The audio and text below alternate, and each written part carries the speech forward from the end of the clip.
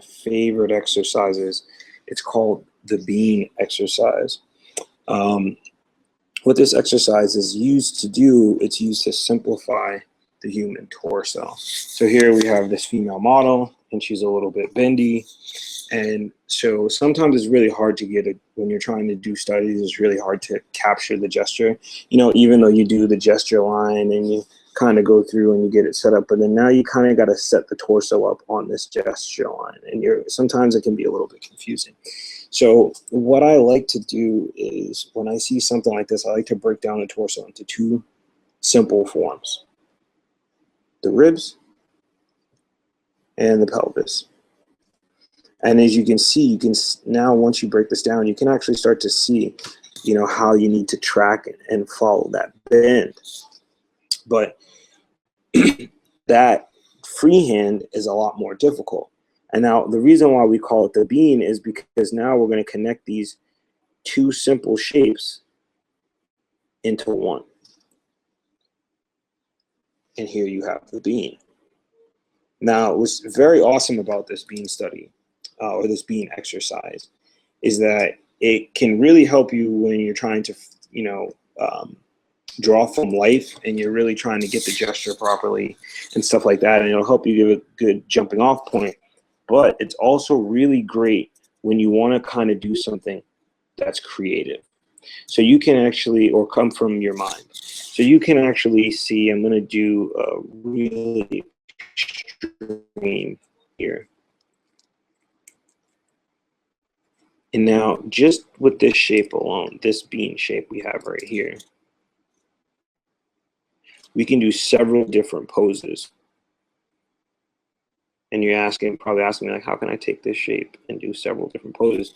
Well, right now, since we've done this shape, we haven't really defined the center line.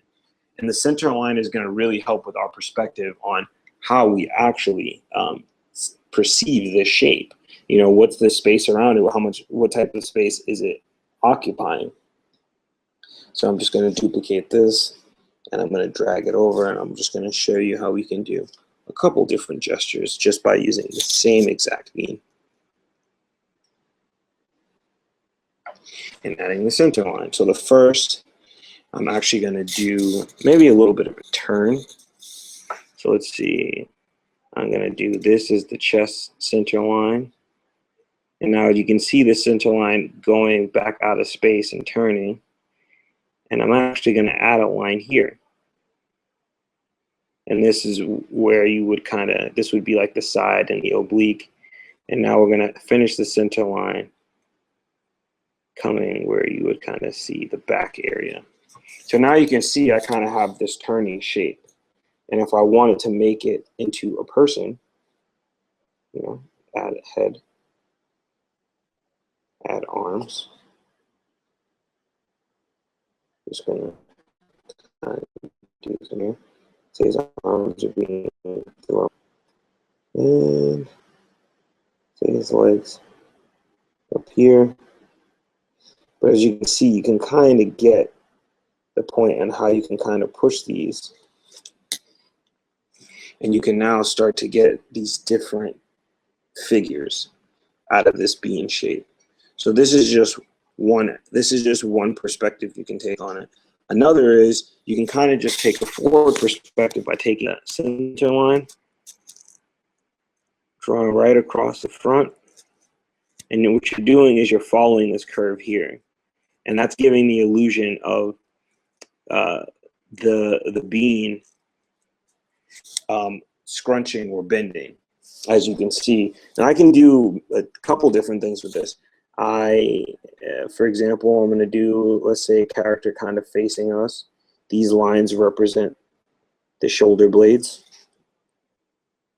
This right here is going to represent the leg sockets, where I would add the legs.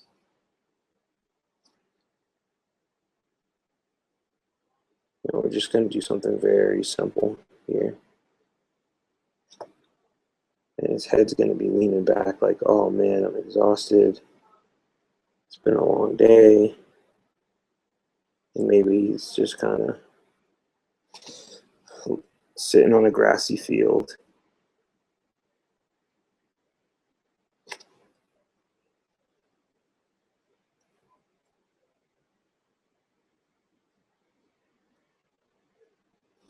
sitting on a grassy field looking up at the sky, right? So you see now how I've been able to just kind of really make starting a gesture or a form very easy for myself. Because it tends to be very difficult, you know, when you're like, man, I don't really know what to draw. I don't have anything to draw. This is something that you can do that will help you practice and improve your skills. And you don't really have to have anything to draw in mind. So you can just take this shape now several different times, and you can do, or 20 different times, and you can do a couple of different things. So now instead we're going to be looking at the back of the head of this character. And this will be also like a shoulder blade here, and the character will be stretching out.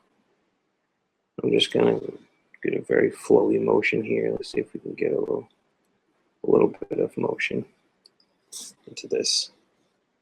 The character, let's go now do the leg holes again.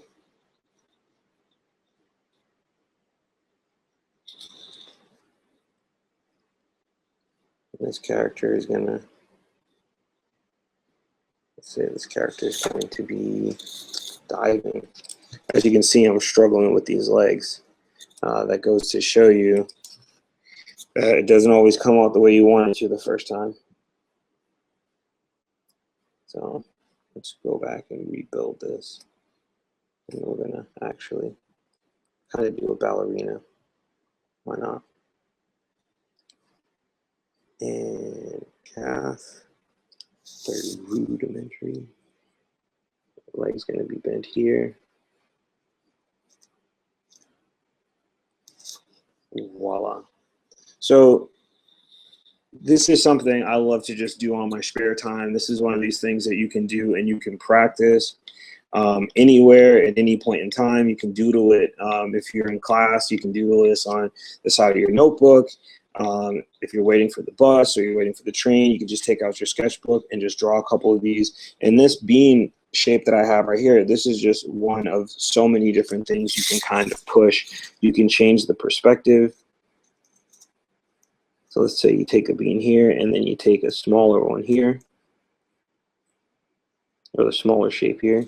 Now you can take the center line and put it in the middle, and now you have a different perspective. You have a character leaning forward or bending over, if you will. So you just want to practice these and just practice doing a bunch of different styles and kinds of bean shapes. And one good exercise or one good thing to think about when you're trying to create this bean shape is that there are two different shapes in a bag, right? Or in, some type of flour sack. So you have these two shapes in a flour sack, and let's say you turn this shape this way, and you turn this shape this way. And so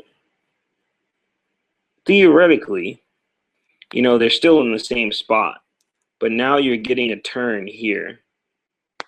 And let me switch colors. This might be a little bit easier to visualize with a different color.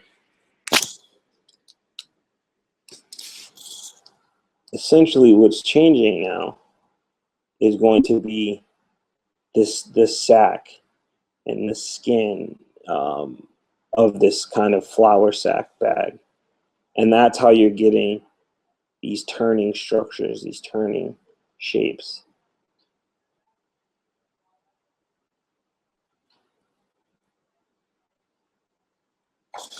Some people like to do this. Some other artists I've seen, they also do this piece of paper method where they draw a line down the piece of paper and then they turn that piece of paper. So then they just kind of take one corner and they turn it. Oh, that's not very good. Okay, let's go here. And so now their center line is turned and you have this front side. And then you have the back side. And how this works is if you turn this into a shape, let's say like a square shape here,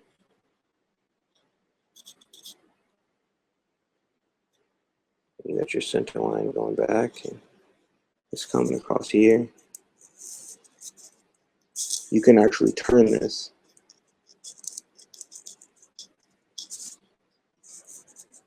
into a character. Turn this into a gesture. As you can see, this is a very wild drawing because I'm doing this very quickly. So let's go over this again. You have this bean shape, which is comprised of two different shapes in a flour sack. And you basically move these shapes around to get different figures, to get different shapes. And you just want to experiment. You know, use a gesture line, try to see and make sure you add lines across it, and that's what's going to give you some of that depth. So remember to add the folds. Remember to practice different perspectives. Do the same perspective I did up top. And you can switch this around. These can be the leg holes here, and the head can go up here.